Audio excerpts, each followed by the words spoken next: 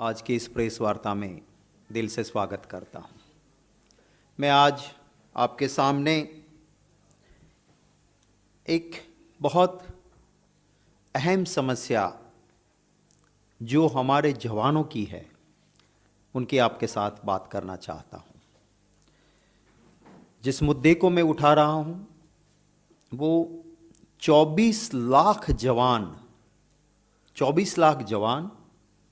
और 6.5 लाख हमारे जवानों की विधवा, हमारे शहीदों की विधवा और उनके परिवारों के साथ जुड़ा हुआ ये मसला है। मैं ऑनरेबल सुप्रीम कोर्ट का भी धन्यवाद करता हूं कि जिस मुद्दे को मैं आज आपके सामने रख रहा हूं उसी बात का संज्ञान लेते हुए ऑनरेबल सुप्रीम कोर्ट ने 2 दिन पहले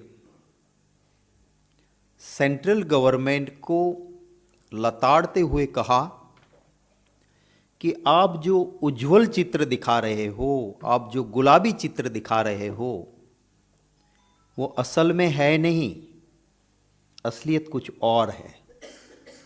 और ऑनरेबल सुप्रीम कोर्ट ने सरकार से डाटा भी मांगा है और पॉलिसी की डिटेल भी मांगी है। मैं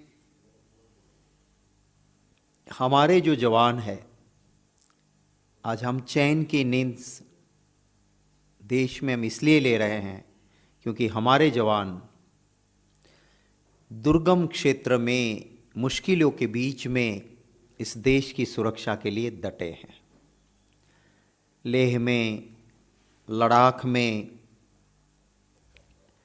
ऐसे एरिया में जहां तैनात रहते हैं जहां -40 डिग्री और कभी कभी -48 डिग्री तक तापमान गया है, -48 तक, और वहाँ पर हमारे जवान हमारे देश की सुरक्षा के लिए डटे रहते हैं। इन जवानों को न्याय मिले, समानता मिले और सम्मान मिले, इसकी चिंता सभी सरकार को भी करनी चाहिए और हर देशवासी को करनी चाहिए। पुरानी सरकारों ने इसका हर वक्त ख्याल भी रखा और एक मुद्दा था जिसको लेके कोश्यारी कमेटी बनाई गई कि अगर एक जवान एक पोस्ट पे एक पर्टिकुलर पीरियड के लिए सेवा देता है और फिर रिटायर होता है, उसी पोस्ट पे उतना ही पीरियड उसके बाद कोई जवान काम करके रिटायर होता है और दोनों के पेंशन जब लेने की बात आती है तो उसमें डिफरेंस था, विसंगतता थी। तो एक कोश्यारी कमेटी बनाई गई। कोश्यारी कमेटी ने हमारे देश के जवानों के न्याय, समानता और सम्मान को नजर में रखते हुए 1 रैंक 1 पेंशन OROP की फॉर्मूला दी और वो कोश्यारी कमेटी की सिफारिश UPA 2 कांग्रेस की अगुवाई वाली सरकार के आखिरी दौर में आया। कांग्रेस की उस सरकार ने OROP को, कोश्यारी कमेटी की सिफारिश को जैसे के तैसे स्वीकार किया। मैं जरूर ये कहता हूं कि उसके बाद जो मोदी जी की सरकार आई उन्होंने भी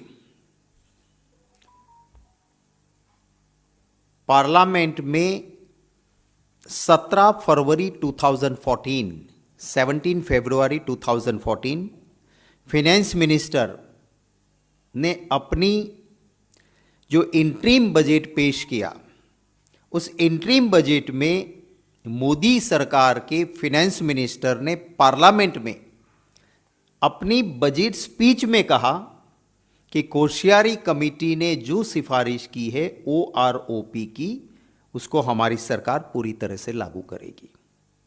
ऑन 26 फरवरी 2014 रक्षा मंत्री जी ने पार्लियामेंट में कहा कि कोश्यारी कमेटी ने जो सिफारिश दी है इसको हमारी सरकार पूरी तरह से लागू करेगी।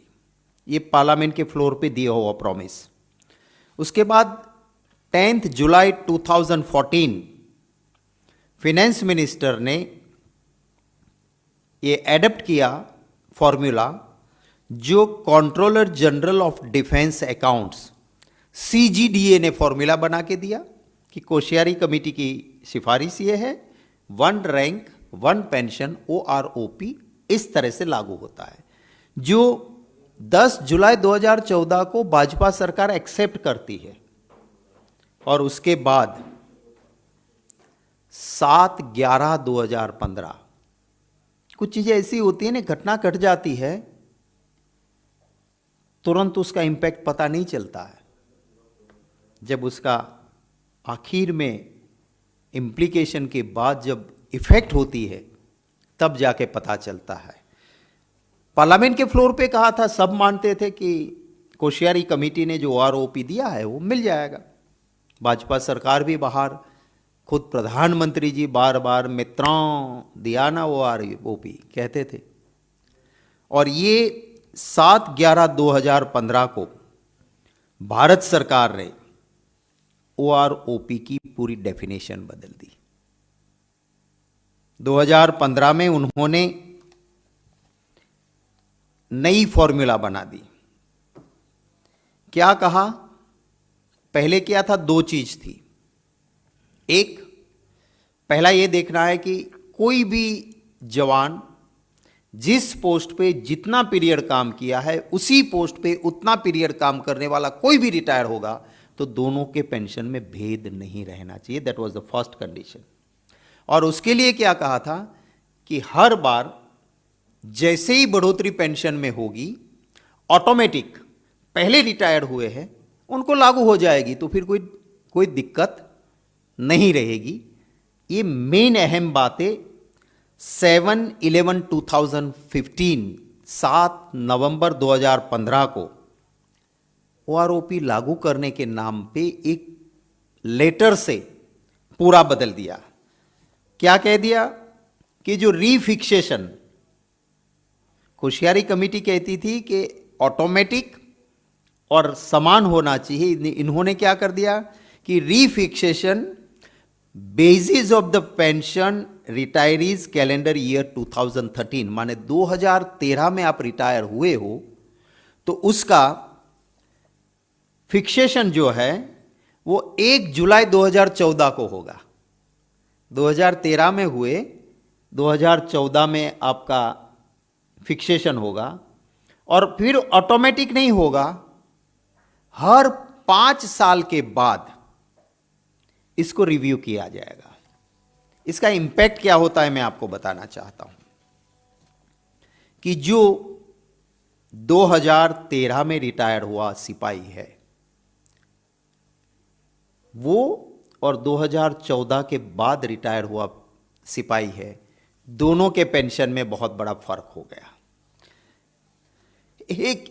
एक सिपाही ग्रुप वाई का 31 दिसंबर 2013 को उसका पर मंथ पेंशन मिलता है 6,665। ये नई फॉर्मूला जो भाजपा ने बनाई उसकी वजह से। और उसी पोस्ट पे उसी का टेन्योर का ग्रुप वाई का सिपाही दूसरा जो रिटायर्ड होता है 1 जनवरी 2014, उसको पेंशन मिलेगा 7,605। आप दोनों का बीच का आप गैप देख लीजिए। उसी तरह से हायर रैंक नायक सोल्जर है, वो रिटायर्ड इन 2013। जो 2013 में जो नायक सोल्जर रिटायर्ड होगा वो पेंशन कम पाएगा उसके बाद का जूनियर जो रैंक ऑफिसर है उससे भी। ये सारी फॉर्मूला एक रैंक एक पेंशन की जो कोश्यारी कमेटी थी उनको बिल्कुल ध्वंस करने वाला ये फॉर्मूला आया। नाउ अब जो ऑटोमेटिक पेंशन रिवाइज नहीं होता है उसकी वजह से जो सोल्जर 7th पे कमीशन का जिसको लाभ, सोल्जर में सिर्फ सिपाही की बात करता हूं, उस सोल्जर को 2014 से पहले अगर रिटायर्ड हुआ है और 7th पे कमीशन का उसको लाभ नहीं मिलेगा, उसकी वजह से उसे हर महीने 2548 रुपीस का लॉस हर महीने होगा।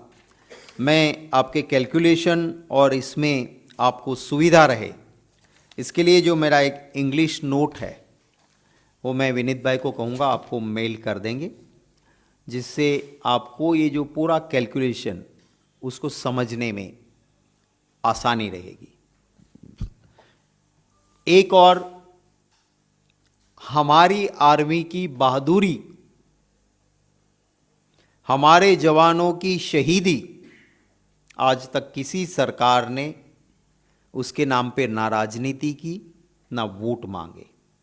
दूसरी ओर आज की सरकार है जो हमारे जवानों की बहादुरी पे वोट बैंक पॉलिटिक्स भी करते हैं और उनका अधिकार OROP कोशियारी कमेटी की सिफारिश पार्लियामेंट में आप स्वीकार करते हो और फिर एक लेटर के जरिए आप दोनों चीजें बदल देते हो।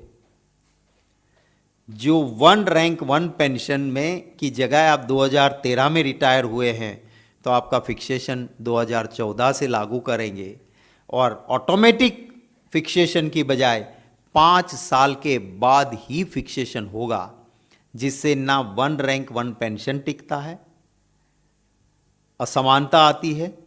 मैं मांग करता हूं कि मोदी जी इन मुद्दों का जवाब दें। कोशियारी कमेटी की सिफारिश ज्यों की त्यों लागू करना, आपने पार्लियामेंट के फ्लोर पे झूठ क्यों बोला? सिर्फ एक लेटर से ये नुकसान क्यों? जो हमारे 24 लाख फौजी, 6.5 लाख विडोज, हमारे शहीदों की विधवाएं भी उसमें शामिल है, उनके परिवारों को ये नुकसान क्यों? और जो ऑटोमेटिक पेंशन फिक्सेशन की बजाय 5 साल के बाद रिव्यू करके आपने जो नुकसान 7th पे कमीशन का बड़ा नुकसान हमारे जवानों को हो रहा है वो क्यों? और जैसे का तैसा ही आप क्यों नहीं लागू करना चाहते हो? ये मेरे मेन सवाल मोदी जी को है। मैं फिर से ऑनरेबल सुप्रीम कोर्ट का धन्यवाद करता हूँ कि ऑनरेबल सुप्रीम कोर्ट ने 2 दिन पहले इस मुद्दे को गंभीरता से लेते हुए सरकार की जो खोखली बातें थी उसमें कहा कि रोजी पिक्चर मत दिखाओ, रियलिटी कुछ अलग है, और यही हकीकत मैंने आपके सामने रखी है। आपके कोई सवाल होंगे तो उनका स्वागत रहेगा। Any questions? इसी टॉपिक पे पहले हो तो ठीक। सर मेरा सवाल यूक्रेन और रूस का जो मुद्दा चल रहा है उस पर है। यूक्रेन में तकरीबन 18,000 जो भारतीय स्टूडेंट्स हैं वो फंसे हुए हैं, लेकिन सरकार ने अभी तक उनको निकालने का कोई फैसला नहीं लिया। जो पेरेंट्स हैं वो लगातार सरकार से अपील कर रहे हैं, आप क्या कहेंगे? देखिए, सरकार को इसकी चिंता ज़रूर करनी चाहिए। मैं भी देखता हूँ, सोशल मीडिया पे भी आता है, मुझे भी कुछ विद्यार्थियों के पेरेंट्स के फ़ोन आए कि साहब आप प्राइस तो देख लो, यूक्रेन से अगर भारत आना था तो कितने टिकट थी और आज उसमें कितनी बढ़ोतरी हो गई है। तो सरकार पूरी व्यवस्था करें, एयरलाइंस कंपनियां हमारे देश के बच्चों के परिवार से पैनिक में वापस आना है तो उसमें बहुत पैसे उनके खर्च ना हो, उसकी भी चिंता करें। मुझे दुख है कि एयर इंडिया तो मोदी जी ने बेच दिया। आखिर PSU किस काम के होते हैं? पब्लिक सेक्टर है, उसका काम मुनाफा कमाना नहीं है। वो प्रॉफिट ओरिएंटेड नहीं होते हैं, वो सर्विस ओरिएंटेड होते हैं। आज आपने ठीक ठाक किया होता, आपकी एयरलाइन होती, आप एयर इंडिया से लोगों का शोषण भी ना हो और ला सकते हो। तो आज भी कोई आपकी पॉलिसी भी देखे, एयरलाइन कंपनीज बिना वजह शोषण ना करे वो भी देखे, हमारे बच्चे जो यूक्रेन में हैं उनकी सलामती की सरकार चिंता करे, और पूरी जो सिचुएशन बनी है और जिस तरह से इंटरनेशनल मीडिया में खबरें आ रही हैं उसके ऊपर पूरी नज़र हमारा विदेश मंत्रालय और प्रधानमंत्री जी रखे, सिर्फ चुनावी मोड में ना रहें, इंसानी मोड में रहें, ये मैं ज़रूर अनुरोध करूंगा। मेरा सवाल ये है कि कल पंजाब के भीतर मतदान से पहले कुमार विश्वास ने अरविंद केजरीवाल पर बड़े गंभीर आरोप लगाए हैं। आपको क्या लगता है कि जो आरोप लगाए गए हैं उन आरोपों का असर पंजाब के मतदान पे भी पड़ेगा? देखिए, इस देश का हर नागरिक कुछ चीज़ों को लेके सेंसिटिव भी होता है, चिंतित भी होता है। कुमार विश्वास आम आदमी पार्टी के सबसे विश्वासु सिपाहियों में से एक थे। अब उन पे आज आम आदमी पार्टी क्यों विश्वास नहीं कर रही है, उसका जवाब तो उन्हें ही देना होगा कि जिसका विश्वास आपका इनके ऊपर बहुत था, विश्वास के ऊपर आपका विश्वास, तो आज उसकी बात पे आपका विश्वास क्यों नहीं है, उसका जवाब देना चाहिए। जो बात आई है उसे सिर्फ चुनाव से जोड़ना ठीक नहीं समझता हूँ मैं, और ये चिंता का विषय है। राजनीति में सत्ता की भूख ज़रूर होती है, पर वो राष्ट्र के हित के ऊपर नहीं होनी चाहिए, ये भी ज़रूरी है।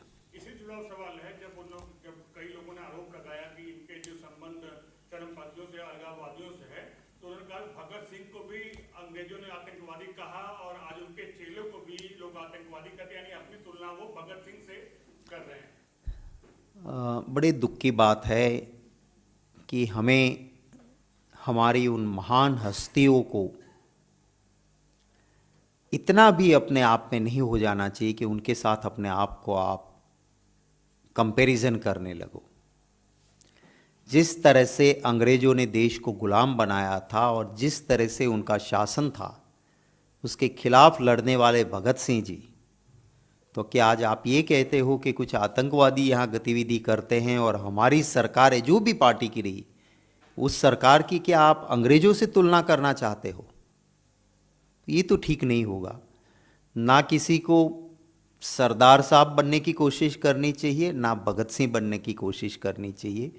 उनके सिद्धांत और उनका बलिदान,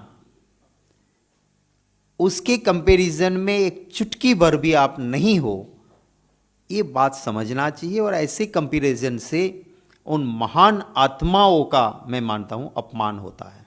मेरा एक दूसरा सवाल है, जिस वक्त बैंक घोटाले को कांग्रेस लगातार केंद्र सरकार पर आरोप लगाती रही है, अब भारतीय जनता पार्टी के ही सांसद वरुण गांधी ने कहा कि इस महाभ्रष्ट व्यवस्था से लड़ने की एक मजबूत सरकार का होना चाहिए। इस सरकार की ये उम्मीद मेरी नहीं है। देखिए, मोदी जी बहुत बड़े बातों के साथ इस देश में शासन में आए थे, और उनके आने के बाद जिन जिन के साथ उनका करीबी नाता था, वही लोग इस देश से भाग गए।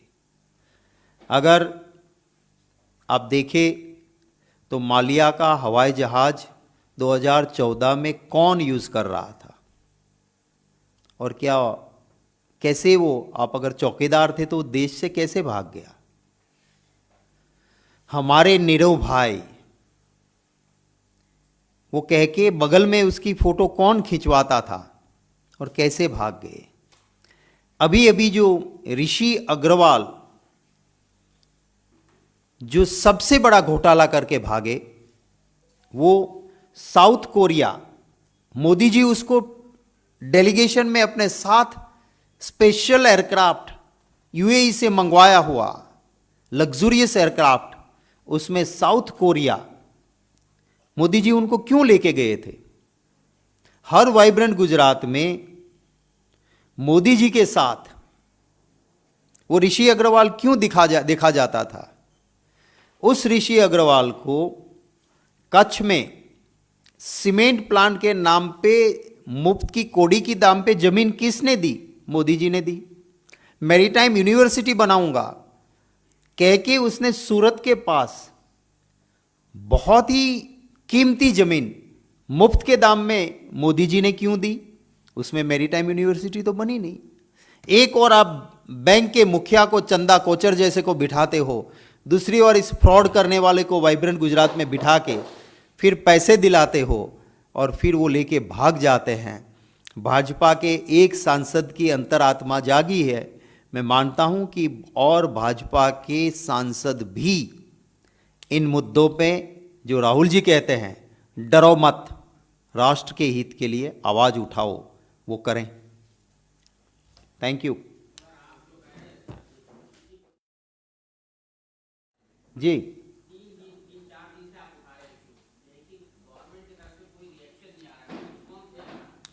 देखिए, आपकी बात सही है कि अगर हम जो मुद्दे उठा रहे हैं उसमें तथ्य नहीं होता तो उसका खंडन होता सरकार की ओर से। अगर मैं कह रहा हूं कि वो साउथ कोरिया गए थे या वाइब्रेंट गुजरात में थे, वो नहीं होते तो खंडन होता। एक भी बात का खंडन नहीं है। इसका मतलब है कि दाढ़ी में तिनका नहीं, पूरी दाढ़ी तिनकों से भरी हुई है। Thank you.